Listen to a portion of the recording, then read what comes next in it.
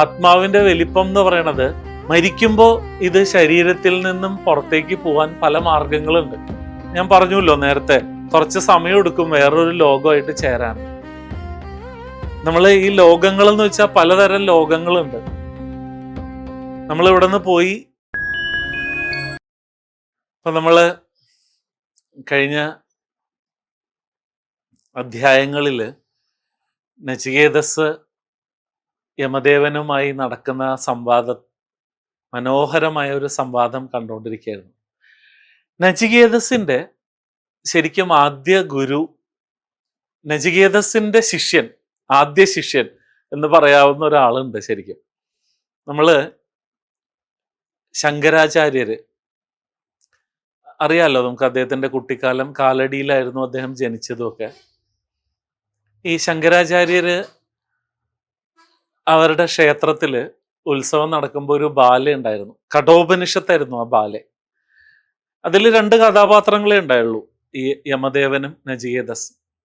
ആ ബാലയെ കണ്ടതിന് ശേഷമാണ് ശങ്കരാചാര്യരുടെ മനസ്സിൽ ആത്മീയമായ ഒരു യാത്ര തുടങ്ങണം എന്നുള്ള തീരുമാനം വന്നത്. അത് കഴിഞ്ഞാണ് അദ്ദേഹം എന്നെ മുതല പിടിച്ചു, അതൊക്കെ വെറുതെ പറയുകയാണെന്നാണ്. മുതല പിടിച്ചിട്ടൊന്നുമില്ല, അമ്മയെ പറ്റിക്കാൻ വേണ്ടി പറയാണ്. എന്നെ ആത്മീയമായ യാത്രയിലേക്ക് അയക്കാൻ അമ്മ തയ്യാറായാൽ മാത്രമേ മുതൽ എന്നെ വിടുള്ളൂ എന്ന് പറഞ്ഞിട്ടാണ് ശങ്കരാചാര്യർ തൻ്റെ യാത്ര ആരംഭിക്കുന്നത്. ശങ്കരാചാര്യരുടെ ആദ്യത്തെ ഗുരു എന്ന് പറയുന്നത് നചികേതസ് ആണ്. ശരിക്കും നചികേതസിന്റെ ഈ നോളജാണ് ശങ്കരാചാര്യരെ ഇൻഫ്ലുവൻസ് ചെയ്യണത് സ്പിരിച്വാലിറ്റിയിലേക്ക് വരാനും ഒക്കെ ആയിട്ട്. അപ്പൊ നമ്മൾ ഈ 2 വരങ്ങൾ കണ്ടു. എന്തായിരുന്നു ആദ്യത്തെ വരം?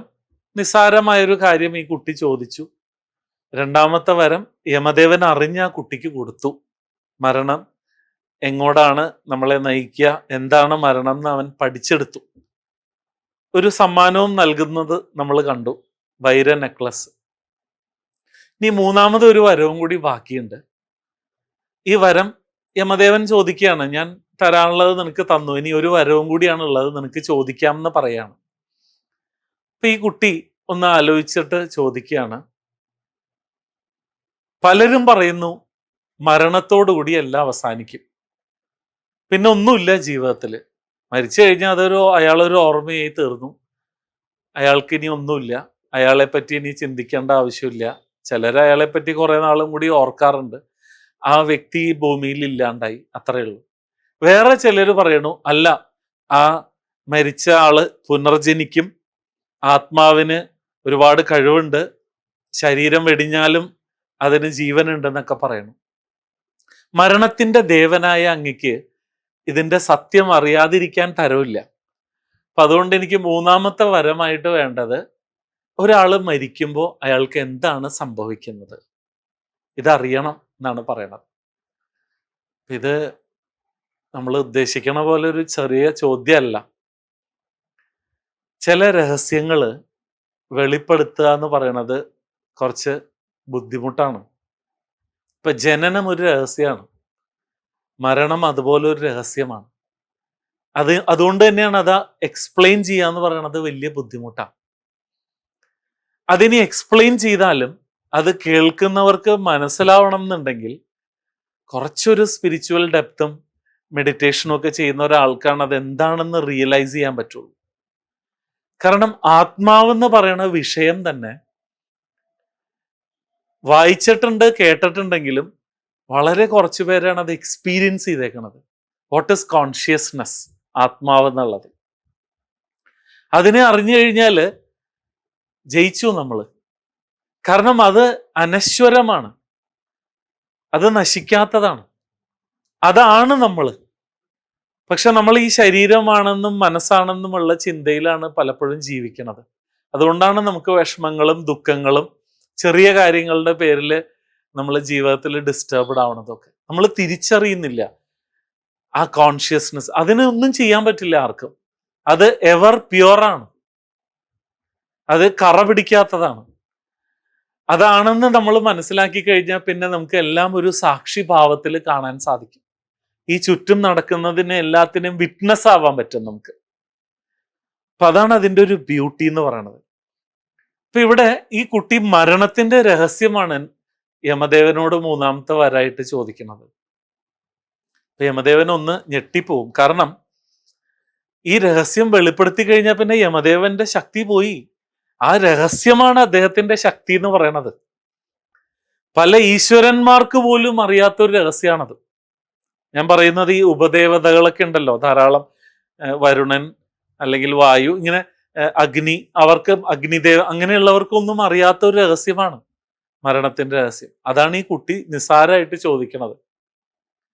യമദേവൻ കുറച്ചൊന്ന് പകച്ച് പോയതിന് ശേഷം കുട്ടിയോട് പറയും, നോക്കൂ, നിനക്ക് ഞാൻ ചക്രവർത്തി പദം തരാം, രത്നങ്ങൾ പതിച്ച തേര് തരാം, നിനക്ക് നിന്റെ ചുറ്റും നർത്തകിമാരുണ്ടാവും, നിന്നെ എപ്പോഴും ആനന്ദിപ്പിക്കാനും ഉല്ലസിപ്പിക്കാനും.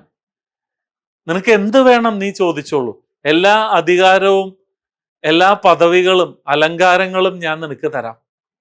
പക്ഷെ നീ എന്നോട് ഇപ്പൊ ചോദിച്ചത് നീ ചോദിക്കരുത്.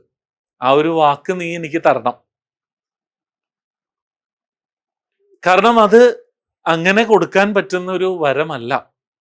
അത് പോയി കഴിഞ്ഞാൽ പിന്നെ ഞാനില്ല എന്ന് തന്നെ പറയുകയാണ് യമദേവൻ.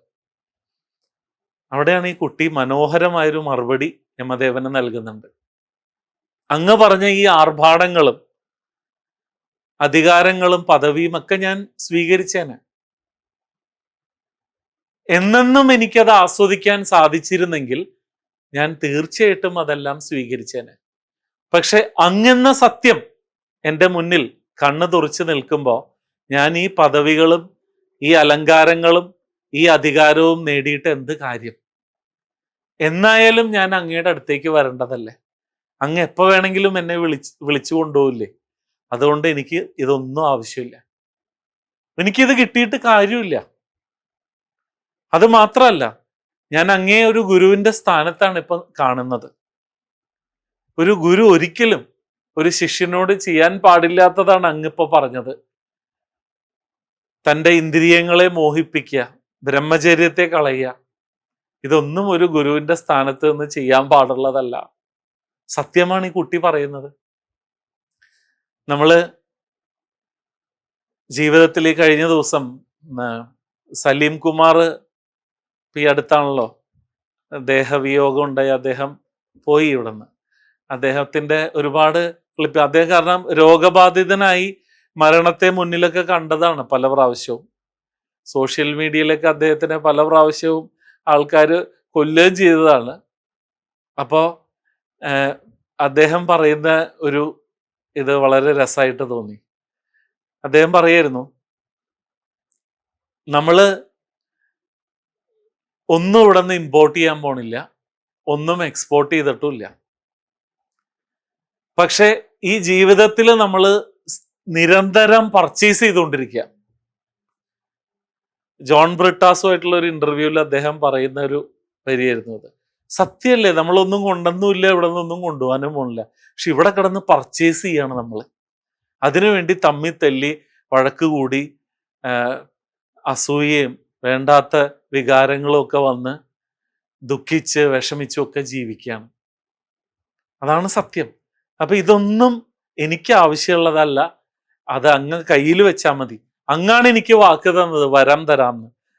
അങ്ങയുടെ വാക്ക് പാലിക്കണം, എനിക്ക് ചോദിച്ചത് തരണം എന്ന് പറയാണ്.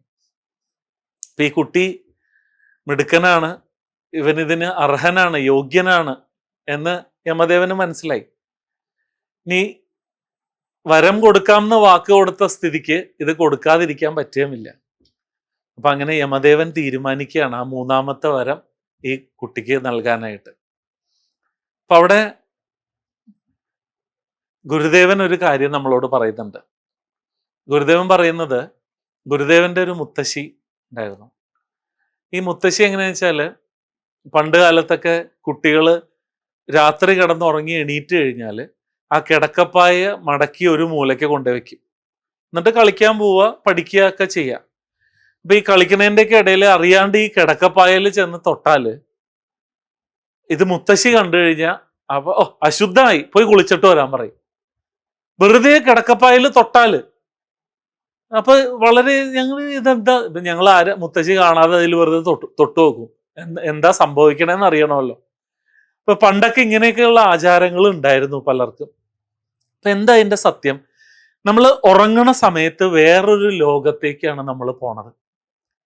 ആ ലോകത്തേക്ക് നമ്മളെ കൊണ്ടുപോകുമ്പോൾ നമ്മൾ ഉപയോഗിക്കുന്ന ഒരു കാര്യമാണ് ഈ കിടക്കപ്പായ, കിടക്കുന്ന സ്ഥലം. അത് കഴിഞ്ഞ് നമ്മൾ രാവിലെ എഴുന്നേറ്റു, അത് മടക്കി ഒരു സ്ഥലത്ത് വെച്ചു, നമ്മൾ ഉഷാറായി നമ്മുടെ ജോലികളും മറ്റു കാര്യങ്ങളൊക്കെ ചെയ്യാം. അപ്പൊ അതിൻ്റെ ഇടയിൽ നമ്മൾ അതിനെ ചെന്ന് തൊടുമ്പോൾ അശുദ്ധമായി എന്നാണ് പണ്ട് കാലത്തുള്ള ആളുകളുടെ ഒരു വിശ്വാസം. പണ്ടാണ് കേട്ടോ. ഇപ്പൊ കിടക്കപ്പായൽ തന്നെയാണ് കുട്ടികൾ ഭക്ഷണം കഴിക്കുന്നതും പഠിക്കുന്നതും രാവിലെ എഴുന്നേറ്റാലും അതിൽ തന്നെ ഇരിക്കാറുള്ളത്. പണ്ടത്തെ ചില ആചാരങ്ങളും വിശ്വാസങ്ങളാണ്. അപ്പൊ ഈ ഉറക്കവും മരണവുമായിട്ട് എന്തോ ബന്ധമുണ്ട്. എന്താണ് ആ ബന്ധം? ഉറക്കത്തില് നമുക്ക് ഒരു ഐഡന്റിറ്റി ഇല്ല. ഒരു രാജാവായാലും ഒരു സേവകനായാലും ഒരു സർവന്റ് ആയാലും അയാൾ ഉറക്കത്തിന്റെ ആഴത്തിലേക്ക് പോയി കഴിയുമ്പോൾ അയാൾ ആരാണെന്നോ എന്താണെന്നോ അറിയുന്നില്ല. അയാൾ എവിടെയാണോ, മാളികയിലാണോ കിടക്കുന്നത്, റെയിൽവേ സ്റ്റേഷനിലാണോ കിടക്കുന്നതെന്ന് പോലും അയാൾ അറിയുന്നില്ല ആ ഉറക്കത്തിന്റെ ഡെപ്തില്. പക്ഷെ ആ വേറൊരു ലോകത്തേക്ക് പോകുന്നു എന്നുള്ളത് അയാൾ മനസ്സിലാക്കുന്നില്ല. അതാണ് ഉറക്കത്തിന്റെ പ്രശ്നം. അയാൾ ഉറങ്ങി രാവിലെ എണീക്കുന്നു, ഫ്രഷ് ആയിട്ട് തന്റെ കാര്യങ്ങളൊക്കെ നോക്കി ചെയ്യുന്നു. ഗുരുദേവൻ പറയുന്നത് ഉറക്കവും മരണവുമായിട്ടൊരു ബന്ധമുണ്ട്. കുറച്ചും കൂടി ആഴമേറിയ അല്ലെങ്കിൽ ദൈർഘ്യം കൂടിയ ഒരു ഉറക്കമാണ് മരണം. അത്രയുള്ള അത്ര നിസ്സാരമായിട്ടാണ് ഗുരുദേവൻ ഉറക്കത്തെ കാണുന്നത്, അല്ല മരണത്തെ കാണുന്നത്. ഈ മരണം ഒട്ടും പേടിക്കേണ്ട ഒരു കാര്യമല്ല. വളരെ ബ്യൂട്ടിഫുൾ ആയിട്ടുള്ള ഒരു എക്സ്പീരിയൻസ് ആണെന്നാണ് പറയണത്. നിങ്ങൾ ശരിക്കും എൻജോയ് എന്നാ പറയണത്. പക്ഷെ അവിടെ ഒരു കാര്യമുണ്ട് കേട്ടോ. എന്നാ പിന്നെ അങ്ങോട്ട് ആത്മഹത്യ ചെയ്തേക്കാം, ജീവിതം അവസാനിപ്പിച്ചേക്കാം എന്ന് വിചാരിക്കരുത്. അവിടെ ഗുരുദേവൻ പറയുന്നുണ്ട്, നിങ്ങൾക്ക് തോന്നുന്നുണ്ടോ ആളുകൾ ആത്മഹത്യ ചെയ്യുന്നത് ജീവിതം അടുത്തിട്ടാണെന്ന്? ഒരിക്കലുമല്ല. ജീവിക്കാനുള്ള കൊതി കൊണ്ടാണ് മനുഷ്യൻ ആത്മഹത്യ ചെയ്യണത്. എനിക്ക് ഇങ്ങനെയൊക്കെ ജീവിക്കണമായിരുന്നു, പക്ഷെ എനിക്കത് സാധിക്കുന്നില്ല, എനിക്കത് പറ്റുന്നില്ല. അപ്പൊ ആ ദുഃഖം സഹിക്കവയ്യാണ്ടാണ് ആത്മഹത്യ ചെയ്യണത്. അല്ലാണ്ട് തൃപ്തനായിട്ട് ജീവിതത്തിലെല്ലാം കഴിഞ്ഞു, ഞാൻ സന്തോഷമായിട്ട് പോട്ടെ എന്ന് വെച്ചിട്ടല്ല ആളുകൾ ആത്മഹത്യ ചെയ്യുന്നത്. അപ്പൊ ആ മാനസികാവസ്ഥ നോക്കണം നമ്മൾ. ആ മരിക്കണ സമയത്തുള്ള മാനസികാവസ്ഥ, ആ ആത്മഹത്യ ചെയ്യുന്ന ആ സോള്, അത് അത്രയും മോശമായിട്ടുള്ള അവസ്ഥയിലാണ് പിന്നെയും ചെന്ന് ജനിക്കുക. അവൻ അനുഭവിക്കേണ്ടത് അനുഭവിച്ച് മാത്രമേ അവന് മോക്ഷം കിട്ടുള്ളൂ. അവന് രക്ഷപ്പെടാൻ പറ്റില്ല. അതുകൊണ്ടാണ് ആത്മഹത്യ വളരെ വലിയൊരു വിഡ്ഢിത്തരാണെന്ന് പറയാൻ കാരണം.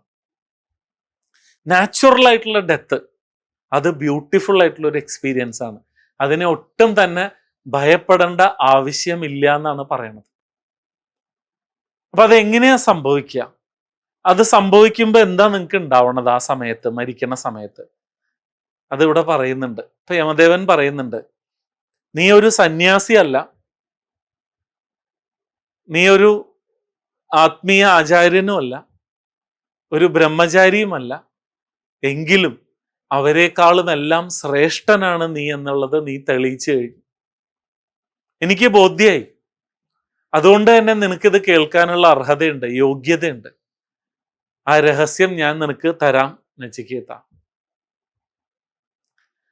പല ആത്മീയ ആചാര്യന്മാരും പാതിരിമാരും പല സ്പിരിച്വൽ ആയിട്ടുള്ള ആൾക്കാരും ഇത് കണ്ടെത്താൻ ശ്രമിച്ചിട്ടുണ്ട്, മരണത്തിന്റെ രഹസ്യം. അവരെല്ലാവരും അവരുടെ യാത്രയിൽ, അവരുടെ തപസ്സിൽ അവസാനം ഒരു ശബ്ദം മാത്രമാണ് കേട്ടേക്കുന്നത്.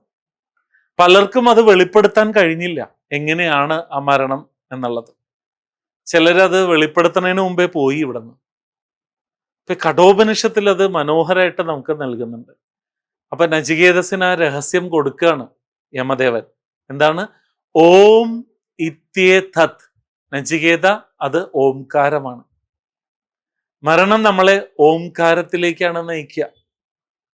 ഏത് മതങ്ങൾ നിങ്ങൾ എടുത്തു നോക്കിക്കോളൂ, അവരുടെ ഏറ്റവും ശ്രേഷ്ഠമായിട്ടുള്ള പവിത്രമായ ശബ്ദം എന്താണ്?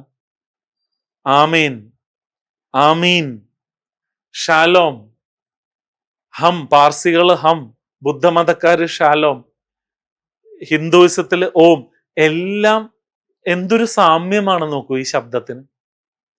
മരണം നമ്മളെ ആ ഓംകാരത്തിലേക്കാണ് നയിക്കുക. ഒരു മുഴക്കമാണ് കേൾക്കുക ആ സമയത്ത്. ഓംകാരം ഇവിടെ മുഴങ്ങുന്നുണ്ട്, ഇപ്പോഴും ഉണ്ട്. നമ്മളുടെ ചുറ്റും ആ ശബ്ദമുണ്ട്. പക്ഷെ നമ്മുടെ മനസ്സ് ചെറിയ ചെറിയ കാര്യങ്ങളിൽ കുടുങ്ങിക്കിടക്കുന്നതുകൊണ്ട് അത് നമുക്ക് കേൾക്കാൻ പറ്റുന്നില്ല എന്നുള്ളതാണ് സത്യം. നമ്മൾ ജനിക്കുന്നതിന് മുൻപ് അതിലായിരുന്നു, നമ്മൾ ജീവിക്കുമ്പോഴും അതിൻ്റെ ഉള്ളിലാണ്, നമ്മൾ ഇവിടുന്ന് പോകുമ്പോഴും അതിലേക്കാണ് ചെന്ന് ലയിക്കുക. അതുകൊണ്ടാണ് പറയണത് അവസാനം സൗണ്ട് കേൾക്കാൻ പറ്റും നമുക്കെന്ന് പറയാൻ കാരണം, മരിക്കുമ്പോഴും ആ മുഴക്കം മാത്രമാണ് ബാക്കി ഉണ്ടാവുക. ഓം ഇത്യേ തത്. ഇത് കേൾക്കുമ്പോൾ എന്താ നമുക്ക് തോന്നുക? ഇതായിരുന്നു എത്ര വലിയ മരണ രഹസ്യം അല്ലേ? അതാണ് അതിൻ്റെ ഏറ്റവും വലിയ ഭംഗി. എന്താണെന്നറിയോ? നമ്മൾ ഈശ്വരനെ തേടി ലോകം മുഴുവനും അലഞ്ഞു തിരിഞ്ഞ അവസാനം ഈശ്വരനെ കണ്ടെത്തി കഴിയുമ്പോൾ നമ്മൾ എന്താ പറയാൻ പോണേന്നറിയോ? ഇവനായിരുന്നോ എൻ്റെ വീടിൻ്റെ അപ്പുറത്തുള്ളവൻ? എത്ര വർഷമായി ഞാൻ ഇവനെ കാണാൻ തുടങ്ങി, ഇവനായിരുന്ന ഈശ്വരൻ. അതാണ് സത്യം. ആ സത്യം എന്നുള്ളത് നമ്മളോട് ചേർന്നിരിക്കുകയാണ്, ദൂരെ എവിടെയല്ല അത്. പക്ഷെ ആ ചേർന്നിരിക്കുന്നതിനെ കണ്ടെത്തുക എന്ന് പറയുന്ന ഒരു നൈപുണ്യം, അതാണ് നമ്മൾ നേടിയെടുക്കേണ്ടത്. അതിനാണ് നമ്മളുടെ ആചാര്യന്മാരും പൂർവികരും എല്ലാം നമ്മളോട് പറയണത്, ധ്യാനം എന്നുള്ളത് ജീവിതത്തിന്റെ ഭാഗമാക്കണം. ഒരു ധ്യാനിക്കുക ദിവസവും എന്നുള്ളത് നിർബന്ധമാക്കണം ജീവിതത്തിൽ. കാരണം ധ്യാനം പലർക്കും തോന്നും എന്തിനത് വെറുതെ കണ്ണടച്ച് കുറേ നേരം ഇരിക്കണമെന്ന്. പക്ഷെ ആ ധ്യാനിച്ച് നമ്മളെ പതുക്കെ തിരിച്ചറിയാൻ തുടങ്ങും. നമ്മളോട് ചേർന്നിരിക്കുന്ന ആ ആത്മാവിനെ നമ്മൾ കണ്ടെത്താൻ തുടങ്ങും. ആത്മാവ് ഒരിക്കലും നശിക്കുന്നില്ല, അതെന്നും ഇവിടെ നിലനിൽക്കുന്നതാണ്. ഇനി അതിൻ്റെ ലക്ഷ്യം എന്ന് പറയണത് ജീവാത്മാവ് പരമാത്മാവുമായിട്ട് ലയിക്കുക എന്നുള്ളതാണ്. ഇപ്പൊ ഒരു ഉദാഹരണം പറയാമെങ്കിൽ, നമ്മള് ജ്യൂസോ സർബത്തോ കുടിക്കുമ്പോൾ അതിൻ്റെ അകത്ത് ഐസ് ഇടാറുണ്ട്. ഈ ഐസ് നമ്മളിങ്ങനെ കലകി, ഈ വെള്ളം ഇങ്ങനെ കലകി കലകി ഈ ഐസ് ആ വെള്ളവുമായിട്ട് ലയിക്കും. ആ ഐസാണ് നമ്മളെന്ന ജീവാത്മാവ്, ആ ജ്യൂസാണ് പരമാത്മാവ്. ആ ജീവാത്മാവ് പരമാത്മാവിലേക്ക് ലയിക്കുന്നതിനെയാണ് മോക്ഷം എന്ന് പറയുന്നത്. ഈശ്വര സാക്ഷാത്കാരം പോലും അതിൻ്റെ താഴെയാണ്. ഈശ്വര സാക്ഷാത്കാരത്തിൽ ഞാൻ ആരാണെന്ന് ഞാൻ തിരിച്ചറിയുന്നു, പക്ഷെ അതറിഞ്ഞു കഴിഞ്ഞാലേ മോക്ഷത്തിന് സാധ്യതയുള്ളൂ. ഇപ്പൊ ഈ മനുഷ്യജന്മം അവിടെയാണ് വളരെ ഇമ്പോർട്ടൻറ്റ്. നമുക്ക് വിവേകമുണ്ട്, ആ വിവേകം എന്തിനാണ് നമ്മൾ ഉപയോഗിക്കണത് എന്നുള്ളതാണ്. മൃഗങ്ങൾക്കൊന്നും ഇല്ലാതെ. അതുകൊണ്ടാണ് ഇപ്പൊ പശുക്കളെയൊക്കെ കണ്ടിട്ടുണ്ട് നിങ്ങൾ, എല്ലാ ദിവസവും വൈക്കോലും കൊടുത്താലും അവർക്ക് ബോറടിക്കില്ല, അവരത് ചവച്ചോണ്ടിരിക്കും. പക്ഷെ ദിവസവും മനുഷ്യന് ദോശ ഉണ്ടാക്കി കൊടുത്താൽ ബോറടിക്കും. ഇന്നെന്താ പുട്ട് ഇത്ര ദിവസമായി ദോശ എന്ന് പറയും. വെറൈറ്റി വേണം നമുക്ക്. ആ വിവേകം നമുക്ക് നൽകിയിട്ടുള്ളത് നമ്മളുടെ ആത്മാവിനെ തിരിച്ചറിയാൻ വേണ്ടിയാണ്. അത് തിരിച്ചറിയാണ്ടെങ്ങാനും ഈ ഭൂമി വിടേണ്ടി വന്നാൽ ഞാൻ പറയും അതായിരിക്കും നമ്മൾക്ക് സംഭവിക്കാൻ പോണ ഏറ്റവും വലിയ നഷ്ടം. ഈ ജീവൻ നമുക്ക് മനുഷ്യനായി കിട്ടിയിട്ട് നമ്മൾ ആരാണെന്ന് അറിയാണ്ടെങ്ങാനും ഇവിടെ നിന്ന് പോണ്ടി വന്നാൽ അതിനേക്കാളും വലിയൊരു നഷ്ടം നമുക്ക് വേറെ സംഭവിക്കാനില്ല. വേറെ എന്ത് നഷ്ടവും നമുക്ക് പിന്നെ സഹിക്കാം. എന്തുകൊണ്ടാണ് നമുക്കത് തിരിച്ചറിയാൻ പറ്റാത്തത്? നമ്മൾ അതിന് ടൈം ഇൻവെസ്റ്റ് ചെയ്യുന്നില്ല. നമുക്ക് വേറെ പലതിലും വെട്ടിപ്പിടിക്കാനും നമ്മുടെ ആഗ്രഹങ്ങൾ തീർക്കാനും ആരോഗ്യം നോക്കാനും ശരീരത്തിന് വേണ്ടിയും മനസ്സുഖം കിട്ടാനും ഒക്കെയുള്ള കാര്യങ്ങളിൽ നമ്മൾ ഏർപ്പെടുന്നു. പക്ഷെ ദിവസത്തിൽ 1 or 2 നേരം ധ്യാനിച്ചാൽ, ആ ആത്മാവിലേക്ക് എത്തിയാൽ, ആത്മാവിനെ അറിയാൻ ശ്രമിച്ചാൽ, അതായിരിക്കും നിങ്ങൾ ചെയ്യുന്ന ഏറ്റവും വിലപ്പെട്ട ഒരു കാര്യം. അപ്പൊ അതിനെ നമ്മൾ മനസ്സിലാക്കുമ്പോൾ ആ മരണം എന്നുള്ള ഭയം നമ്മുടെ ജീവിതത്തിൽ ഇല്ലാണ്ടാവും. കാരണം നശിക്കുന്നത് ഈ ശരീരം മാത്രമാണ്, നശിക്കുന്നത് ഈ മനസ്സാണ്. ആത്മാവിന് ഒരിക്കലും നാശമില്ല. പക്ഷെ അതില് പലതും വന്ന് ഒട്ടിപ്പിടിക്കും. അതിലെ ഒട്ടിപ്പിടിക്കുന്ന കാര്യങ്ങളാണ് അതിൻ്റെ പുനർജന്മം തീരുമാനിക്കുക. ബ്യൂട്ടിഫുൾ ആണ്. കഠോപനിഷത്ത് പറയുന്നുണ്ട്, അങ്കുഷ്ടമാത്ര പുരുഷോന്തരാത്മ. ആത്മാവിന്റെ വലിപ്പം എന്ന് പറയണത് ഈ തള്ളവിരലിന്റെ താഴെ ഒരു വരയുണ്ട് എല്ലാവർക്കും. ആ വരയിൽ നിന്നും തള്ളവിരലിന്റെ മുകളിലേക്കുള്ള വലിപ്പം എന്താണോ അതാണ് ആത്മാവിന്റെ വലിപ്പം എന്നാണ് പറയുന്നത്. It is made up of a ethereal body. അത് ഖരപദാർത്ഥം കൊണ്ടല്ല ഉണ്ടാക്കിയിട്ടുള്ളത്. അത് ഇപ്പൊ നമ്മളൊരു തീനാളം കത്തിച്ചു വെച്ചിട്ട് വിരൽ അതിലൂടെ ഓടിച്ചാലും ആ തീയുടെ ഇടയിൽ കൂടെ വിരൽ പോവും. അതേപോലെ ഒരു ഇത്തീരിയൽ ബോഡിയാണ് ആ ആത്മാവ്. ഇനി ഏറ്റവും വലിയ രസം എന്താ വെച്ചാല്, മരിക്കുമ്പോൾ ഇത് ശരീരത്തിൽ നിന്നും പുറത്തേക്ക് പോകാൻ പല മാർഗങ്ങളുണ്ട്. വളരെ മോശമായ മാനസികാവസ്ഥയിലാണ് നമ്മൾ മരിക്കുന്നതെങ്കിൽ, ആത്മഹത്യ അല്ലെങ്കിൽ ഒരുപാട് ആഗ്രഹങ്ങളും ഒക്കെ വെച്ച് നമ്മൾ മരിക്കുന്ന സമയത്ത് ഈ ആത്മാവ് പുറത്തേക്ക് പോണത് മലദ്വാരത്തിലൂടെ അത്ര. വയറ്റിൽ നിന്ന് ഒരു ഗ്യാസ് പോവും, അങ്ങനെ അങ്ങോട്ട് ജീവൻ പോവും. അതുകൊണ്ടാണ് ഈ ആത്മഹത്യയിലൊക്കെ മലമൂത്ര വിസർജനം, തൂങ്ങി മരണത്തിലൊക്കെ നമുക്ക് പലപ്പോഴും കാണാൻ സാധിക്കുന്നത്. ജീവൻ വളരെ താഴെ കൂടെയാണ് അങ്ങോട്ട് പോവുക. ഇനി സാധാരണഗതിയിൽ ആളുകൾ മരിക്കുമ്പോൾ വായിലൂടെയാണ് ജീവൻ പോവുക. ഒരു ഏമ്പക്കമോ അങ്ങനെ എന്തോ ഒരു വായു പുറത്തേക്ക് വായിലൂടെ അങ്ങോട്ട് പോയി ജീവൻ പോവും. ഇനി അപൂർവം ചിലർ മരിക്കുമ്പോൾ കണ്ണിലൂടെ ജീവൻ പോവാം പുറത്തേക്ക്. പക്ഷെ ഒരു യോഗി, ഒരു സന്യാസി ദേഹവിയോഗം ചെയ്യുമ്പോൾ അദ്ദേഹത്തിന്റെ ജീവൻ നെറുകയിലൂടെയാണ് പുറത്തേക്ക് പോവുക. നമ്മൾ കുട്ടികളായിരിക്കുമ്പോൾ ഈ നെറുകയിൽ വളരെ പഞ്ഞി പോലെ ഒരു ഭാഗമുണ്ട്, അതിങ്ങനെ അനങ്ങണത് കാണാൻ പറ്റും നമുക്ക്. അവിടെ നമ്മൾ രാസനാദിപ്പൊടിയൊക്കെ ഇട്ട് കൊടുക്കും, നെറുകയിൽ വെള്ളം ഇറങ്ങണ്ടെന്നും പറഞ്ഞിട്ട്. പക്ഷെ നമ്മൾ മുതിർന്നു കഴിഞ്ഞാൽ അതിപ്പോ ചിരട്ട പോലെയായി, അത് ആ മൃദുത്വമൊക്കെ അതിന്റെ പോയി. അപ്പൊ ഒരു യോഗി പക്ഷെ ഈ ലോകം വിടുമ്പോ ആത്മാവ് ആ നെറുകയിലൂടെയാണ് പുറത്തേക്ക് പോവാന്നാണ് പറയുക. ഇനി ഇത് പുറത്തു പോകുമ്പോഴാണ് രസം. ഇത് പുറത്തു പോകുമ്പോ ഇത് സ്വതന്ത്രമായിരിക്കണം. അതിൻ്റെ അകത്ത് എന്തെങ്കിലുമൊക്കെ ഒട്ടിപ്പിടിച്ചിട്ടുണ്ടെങ്കിൽ ഈ പുരുഷ അങ്കുഷ്ടമാത്ര പുരുഷോന്തരാത്മ, ഇതിലെ എന്താ സംഭവിക്കുന്നത് വെച്ചാൽ, ഇപ്പൊ ബലൂൺ നമ്മൾ വീർപ്പിച്ചു വെച്ചു. ഒരു വീർപ്പിച്ച ബലൂണിന്റെ മുകളിൽ നമുക്ക് പലതും എഴുതാൻ പറ്റും. സ്കെച്ച് പെൻ വെച്ച് പേരോ പടം വരയ്ക്കാനോ ഒക്കെ സാധിക്കും. അപ്പൊ ആ വരച്ചു കഴിഞ്ഞിട്ട് ആ ബലൂൺ വീർത്തിരിക്കുന്ന സമയത്ത് നമുക്ക് ആ വരച്ചത് തുടയ്ക്കാൻ എളുപ്പമാണ്. ഒരു നനഞ്ഞ തുണി എടുത്തത് തുടച്ചാൽ ആ ബലൂണിലുള്ള പാടുകളൊക്കെ പോകും. ഈ ജീവിച്ചിരിക്കുന്ന സമയത്ത് നമ്മൾ വീർത്തിരിക്കുന്ന ബലൂണാണ്. ബലൂണിന്റെ കാറ്റ് പോയി കഴിഞ്ഞാല് അതിൽ വരച്ചേക്കണത് വാങ്ങിക്കാൻ പറ്റില്ല, പിന്നെ അത് ചുങ്ങിപ്പോയി ബലൂൺ. പിന്നെ അതൊക്കെ ആ പാടൊക്കെ ചുളുങ്ങി ആ ബലൂണിന്റെ ഒപ്പം അങ്ങോട്ട് ചുങ്ങിപ്പോവും. ശരീരം നമ്മൾ വിട്ടു കഴിഞ്ഞാല് നമ്മളുടെ ആ ഒട്ടിപ്പിടിച്ചിരിക്കുന്ന ആഗ്രഹങ്ങളും മോഹങ്ങളും ഇത് കളയാനായിട്ട് പിന്നെ പാടാവും. അപ്പൊ എന്ത് പറ്റും, അതനുസരിച്ചിട്ടുള്ള ഒരു ശരീരത്തിലേക്ക് ആത്മാവ് വീണ്ടും പുനർജനിക്കും, വീണ്ടും ജന്മമെടുക്കും. ഇനി ഈ മോക്ഷം, നമ്മുടെ കർമ്മങ്ങളും മരണശേഷം ചെയ്യുന്ന പല ചടങ്ങുകളും ആ ആത്മാവിന് മോക്ഷം കിട്ടാൻ വേണ്ടിയിട്ടാണ്. പലരും ചോദിക്കും എന്തിനാ ഇത്രയധികം ചടങ്ങുകളും ആചാരവും ഒക്കെയാണ്. അതിൻ്റെയൊക്കെ ലക്ഷ്യം അതാണ് ശരിക്കും. കാരണം നമ്മൾ മരിച്ച് ശരീരം വിട്ട് കഴിയുമ്പോൾ ഈ ആത്മാവ്, ഞാൻ പറഞ്ഞല്ലോ നേരത്തെ, കുറച്ച് സമയം എടുക്കും വേറൊരു ലോകമായിട്ട് ചേരാൻ. നമ്മൾ ഈ ലോകങ്ങൾ എന്ന് വെച്ചാൽ പലതരം ലോകങ്ങളുണ്ട്. നമ്മൾ ഇവിടെ നിന്ന് പോയി പിതൃലോകത്തെത്തി. നമ്മൾ പിതൃക്കള്, നമ്മൾ ഏറ്റവും രസമായിട്ട് പറയണത്, നമ്മൾ മരിച്ചു കഴിയുമ്പോൾ ഉടനെ തന്നെ നമ്മൾ നമ്മളുടെ ഗുരുവിനെ കാണുന്നാണ് പറയുന്നത്. ആദ്യം ഗുരുവിന്റെ മുഖം നമ്മുടെ മുമ്പിൽ തെളിഞ്ഞു വരും. പിന്നെ നമ്മളെ മറ്റേ ലോകത്ത് കാത്തിരിക്കുന്നവരുണ്ട്, നമ്മളുടെ പിതൃക്കള്. അവരൊക്കെ നമ്മളെ ആ വരൂ എന്ന് പറഞ്ഞിട്ട് സ്വീകരിക്കാനുണ്ടാവുന്നാണ് പറയണത്. അപ്പൊ അവിടെ ചെന്നു. ഇപ്പൊ പോലും ആൾക്കാർ അത് മനസ്സിലാക്കിയിട്ടാണോ എന്നറിയില്ല, ഈ പല സെലിബ്രിറ്റീസും ഒക്കെ മരിക്കുമ്പോൾ നിങ്ങൾ കാണാം, അവരേതോ ലോകത്ത് കാത്തിരിക്കണതും കൈകൂട്ടി കൊണ്ടുപോണതും ഒക്കെ ഇങ്ങനെ വീഡിയോയില് AI വെച്ചിട്ട് ആളുകൾ ഉണ്ടാക്കിയെടുക്കണതൊക്കെ നമ്മൾ കാണുന്നുണ്ട്. പക്ഷെ കഠോപനിഷത്തിൽ അത് പറയുന്നുണ്ട്, ആയിരക്കണക്കിന് വർഷങ്ങൾക്ക് മുമ്പ് അവര് നമ്മളെ വെയിറ്റ് ചെയ്യുന്നുണ്ട്. അവരവിടെ നമ്മളെ കാത്തു നിൽക്കുന്നു. അവരെയും മറികടന്ന് വേണം നമുക്ക് പോവാനായിട്ട്. പിതൃലോകത്ത് നമ്മൾ സ്റ്റക്കാവരുത്, അവരുടെ അപ്പുറത്തേക്ക് നമ്മൾ കടക്കണം. അവരുടെ അപ്പുറത്തേക്ക് പോകണം. അവിടെ ചെല്ലുമ്പോൾ ഗന്ധർവ ലോകമുണ്ട്. ഈ ഗന്ധർവന്മാര് നമ്മളെ വിടണം അപ്പുറത്തേക്ക്. യക്ഷകിന്നരന്മാരുണ്ട്. ഇതൊക്കെ പല ലോകങ്ങളുണ്ട് ഇവിടെ എന്നുള്ളതാണ് വിശ്വാസം. യക്ഷകിന്നരന്മാര് നമ്മളെ വിടണം.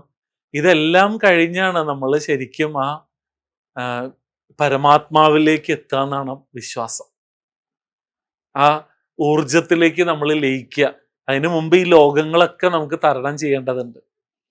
അപ്പൊ ഈ ലോകങ്ങളെ തരണം ചെയ്യാൻ നമ്മളെ സഹായിക്കുന്ന രണ്ട് ആൾക്കാരെ പറ്റി കഠോപനിഷത്ത് പറയുന്നുണ്ട്. ഒന്ന്, നിങ്ങൾക്കൊരു സത്പുത്രൻ ഉണ്ടെങ്കിൽ നിങ്ങൾക്ക് എളുപ്പത്തിൽ നിങ്ങളുടെ മോക്ഷം സാധ്യമാവുന്നതാണ്. സത്പുത്രൻ എന്താ? നിങ്ങൾ ജന്മം കൊടുത്ത ഒരു കുട്ടി, ഒരു മകൻ ഈ ലോകത്ത് എന്തെങ്കിലും പുണ്യപ്രവർത്തികളിൽ ഏർപ്പെടുകയോ നല്ല കാര്യങ്ങൾ ചെയ്യുകയോ ചെയ്യുകയാണെങ്കിൽ അവൻ ചെയ്യുന്നതിന്റെ പുണ്യം നിങ്ങൾക്കൊരു ഗിഫ്റ്റ് വൗച്ചറായിട്ട് കിട്ടും, പെട്ടെന്ന് അങ്ങോട്ട് പോവാനായിട്ട് ലക്ഷ്യത്തിലേക്ക്. ഈ സത്പുത്രൻ എന്ന് പറയുന്ന നമ്മൾ പറയുമല്ലോ, മകനാണ് തലയ്ക്ക് പിടിക്കേണ്ടത്, കൊള്ളി വെക്കേണ്ടതെന്നൊക്കെ പറയുമല്ലോ.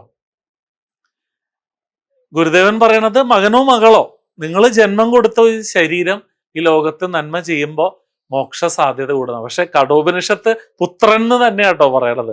ഇനി ഗുരുദേവൻ എനിക്ക് തോന്നുന്നു പെൺമക്കൾ മാത്രമുള്ളവർ വിഷമിക്കേണ്ടെന്ന് വെച്ചിട്ടായിരിക്കും അത് പറയാൻ കാരണം. ഇനി അതൊന്നുമില്ലെങ്കിലും നിങ്ങൾക്കൊരു സദ്ഗുരു നിങ്ങളുടെ ജീവിതത്തിൽ കൂടെ ഉണ്ടെങ്കിലും നിങ്ങളെ ആ ലക്ഷ്യത്തിലേക്ക് എത്തിക്കും. കാരണം ഗുരുവിന് ഇവരൊക്കെ ആയിട്ടൊരു കോൺട്രാക്ട് ഉണ്ടെന്നാ പറയണത്. ഗന്ധർവന്മാരുടെ അടുത്തും നമ്മളുടെ ആളാണ്, വിട്ടേക്ക് വിട്ടേക്ക് എന്ന് പറയുന്നതാണ് പറയണത്. അപ്പൊ അങ്ങനെ നമ്മൾ പരമമായ ലോകത്തിലേക്ക് എത്തും. ഇപ്പൊ നചികേതസിന് ഈ ഉപദേശങ്ങൾ നൽകിക്കൊണ്ട് മോക്ഷത്തിലേക്ക് നയിക്കുകയാണ് യമദേവൻ ചെയ്യണത്. മരണം ജീവനെ മോക്ഷത്തിലേക്ക് നയിച്ചു. അതാണ് ശരിക്കും കഠോപനിഷത്ത്. അപ്പൊ അവസാന സമയത്ത് നചികേതസിനോട് യമദേവൻ പറയുന്ന ചില ഉപദേശങ്ങളുണ്ട്. നീ ശരീരം എപ്പോഴും പ്രവർത്തിച്ചുകൊണ്ടിരിക്കണം, വ്യായാമം ചെയ്യണം, ജോലികളിൽ ഏർപ്പെടണം, മനസ്സിന് വിശ്രമം കൊടുക്കണം. അത് വളരെ ശക്തമായൊരു ഉപദേശം. കേൾക്കുമ്പോൾ നിങ്ങൾക്ക് എന്താന്ന് തോന്നും, പക്ഷെ നമ്മൾ ചെയ്യണത് നേരെ തിരിച്ചാ. നോക്കിയിട്ടുണ്ടോ? മനസ്സ് എപ്പോഴും ഓരോന്ന് ചിന്തിച്ചുകൊണ്ടിരിക്കും, ശരീരത്തിന് റെസ്റ്റും കൊടുക്കും. അതിനെ നേരെ തിരിക്കണം എന്നാണ് യമദേവൻ നചികേതസിനോട് പറഞ്ഞത്.